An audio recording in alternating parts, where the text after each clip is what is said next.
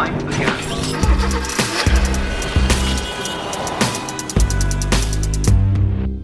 Operação Stop na Rádio Observador, como sempre com o Alfredo Lavrador. Alfredo, seja bem-vindo a mais um episódio da Operação Stop.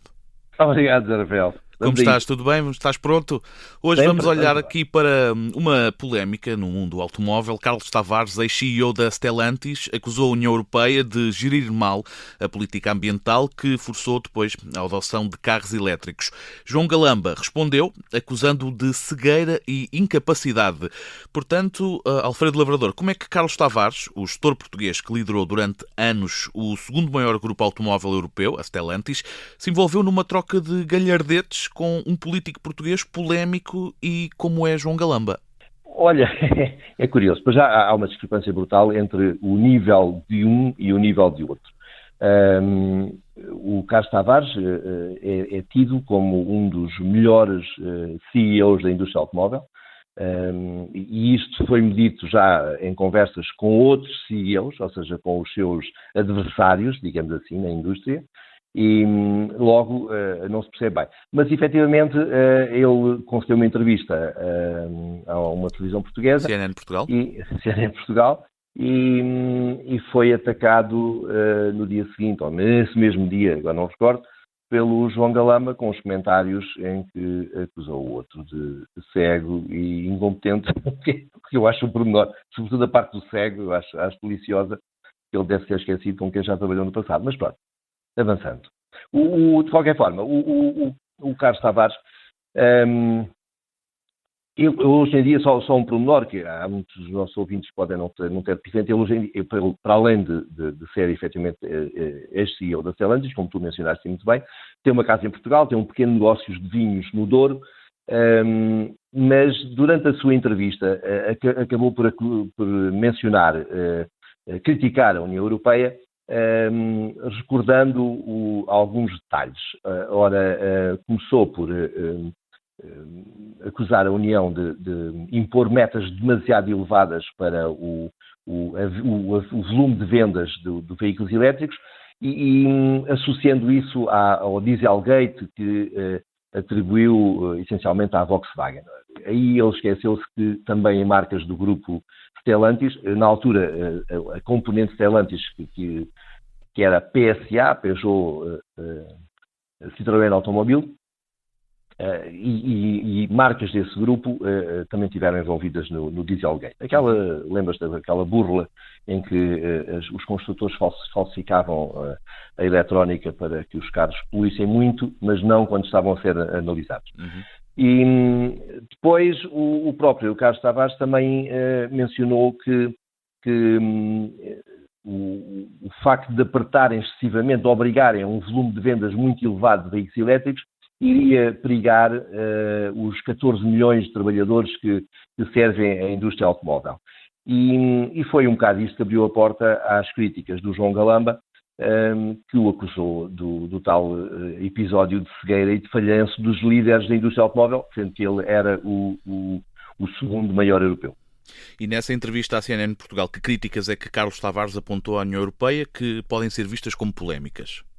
Olha, para já, aquele pormenor que mencionei há pouco, que o Dieselgate foi efetivamente, maioritariamente, um problema do grupo Volkswagen, mas não foi exclusivamente do grupo Volkswagen. E a verdade é que os construtores de automóveis, como qualquer outra indústria, se não tiverem devidamente fiscalizados, na ânsia de serem mais eficientes, o que se pode traduzir por ganhar mais dinheiro, acabam por pisar um bocadinho os limites e contornar as regras. Esse foi um pormenor. Depois, o Carlos Tavares também afirmou que apenas na União Europeia se vendem, os consumidores adquirem o que equivale a cerca de 10% do total do mercado como veículos elétricos, quando deveriam estar a consumir 20%. E que não há forma de dar a volta a este problema. E aqui o Carlos Tavares, que é o tal gestor que eu prezo muito, tenho em grande consideração, como a maior parte das pessoas, e também cometeu um certo... esqueceu-se de um pormenorzinho ou outro. A começar porque o maior mercado europeu é o alemão. E os alemães já tinham esta estratégia que o Carlos Tavares esgrimiu aqui nesta entrevista, que era arrastar os pés, baixar artificialmente o volume de vendas de elétricos, retirando os incentivos, para que pudessem argumentar: não podemos cumprir estas normas previstas para 2025, porque as pessoas não compram. E de caminho esqueceu-se também que estavam em vias de chegar ao mercado, aliás, de marcas do grupo Stellantis, os primeiros elétricos baratos. E são esses elétricos baratos que efetivamente irão permitir, em princípio, que se chegue aos tais 20% de veículos elétricos de share de mercado ou até se ultrapasse. E sem esses veículos, que já começaram a chegar ao mercado, alguns já estão à venda, mas no final de dezembro e no princípio de dezembro de 2024 e princípio de 2025, serão esses carros baratos elétricos que poderão, efetivamente, ajudar a cumprir as normas de que se falou. Ainda assim, Alfredo Lavrador, as vendas de veículos elétricos não têm vindo a aumentar na Europa. Como tal, como é que se pode acusar Carlos Tavares de estar errado?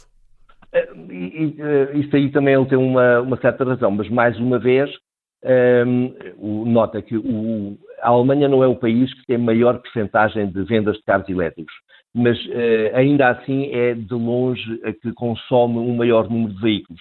E quando eles retiraram conscientemente, e lá está, a pedido ou em conluio com os construtores alemães, pelo menos dois deles, dois grupos, os incentivos aos veículos elétricos e, por exemplo, mantiveram os incentivos aos híbridos plug-in, cuja eficiência deixa muito a desejar, tanto mais que as pessoas tradicionalmente não os recarregam, eles pretendiam conscientemente reduzir o volume de vendas dos carros elétricos para poderem a seguir negociarem numa posição de força com a União Europeia. Aparentemente não lhes saiu bem a estratégia, mas isso é outra guerra. Alfredo, já olhámos para as críticas de Carlos Tavares, vamos agora olhar para o outro lado e para as críticas de João Galamba. Quais é que foram então as palavras do antigo Ministro do Ambiente e do Governo de António Costa? Que críticas foram essas ao ex-CEO da Stellantis? Bem, o João Galamba foi efetivamente Ministro do Ambiente. E logo ele está por dentro daquilo que foi acordado em termos da Europa, e não só os construtores são obrigados a atingir determinados níveis de emissões, como os países também são obrigados a ter um mix de vendas que fica abaixo de uma determinada fasquia para evitarem multas. E eu acho que neste momento toda a gente tem dificuldade a cumprir. A Europa pode efetivamente queixar-se, e com razão, de que os construtores não fizeram o seu trabalho, uma vez que não investiram em veículos baratos e elétricos atempadamente, mas a realidade é que também não proporcionaram uma rede de postos de carga à altura dos veículos que deveriam estar a ser comercializados.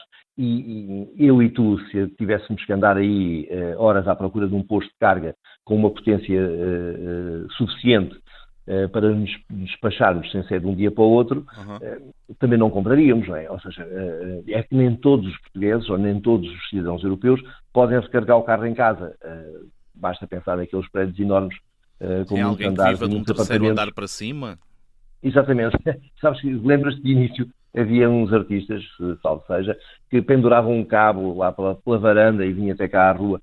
Isso não só era perigoso, como já não é aceitável. Aliás, acho que nunca foi. A polícia é que olhava para o outro lado. Ainda acontece, por vezes. Isso é perigosíssimo. A vários níveis, mas pronto. Sobretudo para quem possa, num dia de chuva, agarrar no cabo e ele não tiver de vez em quando revestido, é coisa para ficar ali com recordações para a vida, se é que vai ter vida depois disso. Mas, pronto, efetivamente, ele criticou, mas a Europa e Portugal, especificamente, nunca foi muito ágil a fornecer condições para que os tais veículos se vendessem. E mais uma vez, por uma questão de investimento. Alfredo Lavrador, posto isto em cima da mesa, temos duas partes interessadas, Carlos Tavares e João Galamba. Afinal, quem é que tem razão? Quem é que está mais próximo da verdade? Eu acho que, por muito que me custe, o João Galamba teve razão nas críticas que fez. Agora, o Carlos Tavares, e no seu discurso, o que ele defendeu foi a posição das empresas. Porque as empresas, efetivamente, ele tem uns milhares largos de empregados. Tem que dar-lhes trabalho, tem que produzir veículos, mas também tem os acionistas, e os acionistas querem produzir carros com o mínimo de investimento, porque o que se preocupam é que na distribuição de dividendos no final do ano lhes caiba uma maior fatia dos lucros da empresa. E isso, efetivamente, não se coaduna com a chegada de um novo tipo de tecnologia, neste caso os veículos elétricos alimentados por bateria, que exigem um período inicial de um grande investimento na produção de baterias, grande investimento na alteração das fábricas, porque os veículos são essencialmente muito diferentes, e isto não foi feito. O Carlos Tavares mencionou, por exemplo, a China. Efetivamente, a China, que adotou os veículos elétricos, essencialmente porque em Xangai e nas outras grandes cidades, o condutor do carro de trás não via o carro da frente, tal a poluição que existia, e nota que eles não o fizeram por causa do CO2. A adoção de carros elétricos na China não foi por causa das emissões de CO2, porque eles são o país que mais emite CO2 no mundo e continua a emitir porque a grande parte da energia, a maior parte da energia é produzida em centrais a carvão. Só que as pessoas começaram a morrer de vítimas de problemas respiratórios e o Estado teve de fazer qualquer coisa. Hoje em dia, passado 15 anos, eles têm 70%, cerca de 70% de veículos elétricos, o que prova que, impondo determinadas medidas, com ajudas do Estado, como existem nos incentivos, etc., é possível fazer qualquer coisa e não fazer perigar nem postos de trabalho, nem a rentabilidade das empresas. É uma questão de estratégia concertada que aparentemente não tem havido. Ora, muito obrigado, Alfredo Lavrador. Foi mais uma edição do Operação Stop. Nós voltamos para a semana, portanto, Alfredo Lavrador, até uma próxima oportunidade. Até à próxima.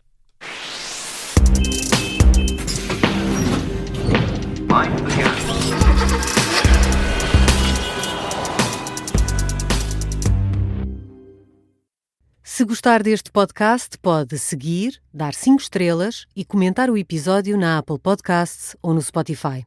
Pode também subscrever e gostar no YouTube. Assim recebe uma notificação sempre que houver um novo episódio.